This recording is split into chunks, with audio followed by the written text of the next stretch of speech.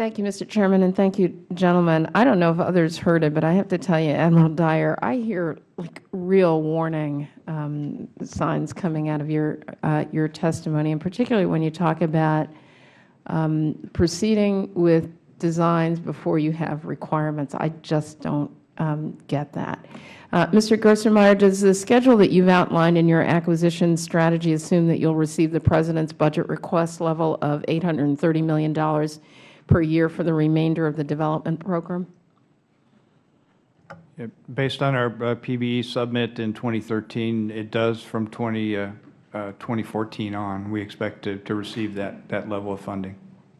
So since that level of funding, I don't know, do you think that level of funding really appears likely in the current fiscal environment? And what would be the impact on your schedule if you get an annual funding level of $500 million per year? Again, where we are for 13 is we're uncertain about the funding level in 13 because we're sitting here with a continuing resolution, so we're held back basically at the funding level of 12.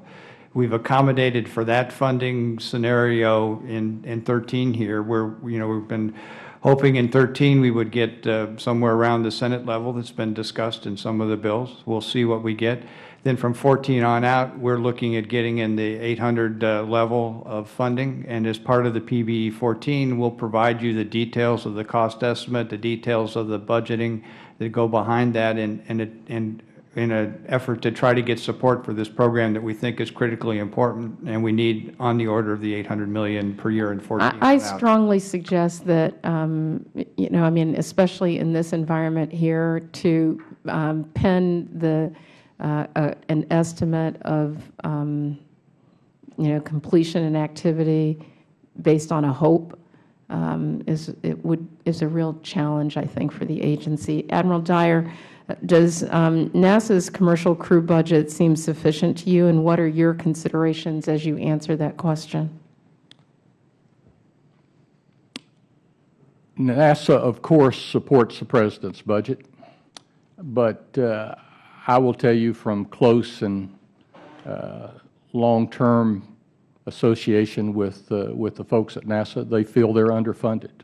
They feel they're challenged to deliver what they're asked to accomplish with funding available. They're being innovative, and that's good.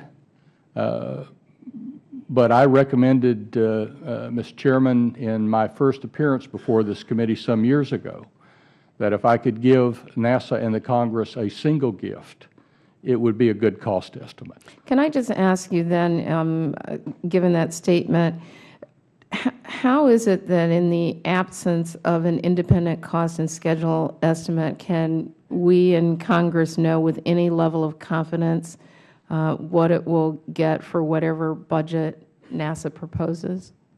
Well, that's a challenge. It is an understanding of what it's going to cost to deliver, number one. Number two, it's a confident place to stand with the best of conscience, because somewhere along the line of fewer dollars, longer time, less money, there must be a place where good conscience says we can't deliver for this.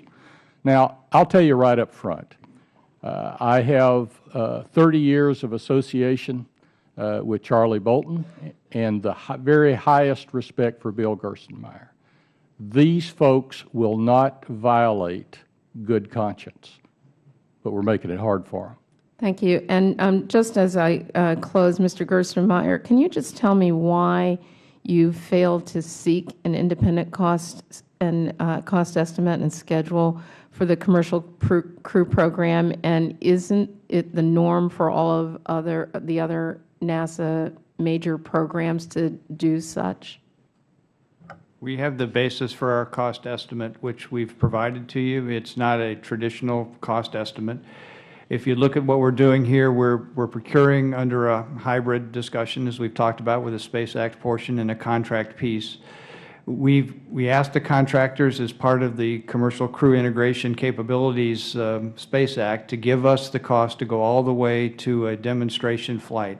We now have that cost data available from those proposals. We're going to take that cost data now and run it through an independent group to take a look at that and develop an independent cost assessment based on that data we received from them, and we'll provide that to you as part of the President's budget request for 2014.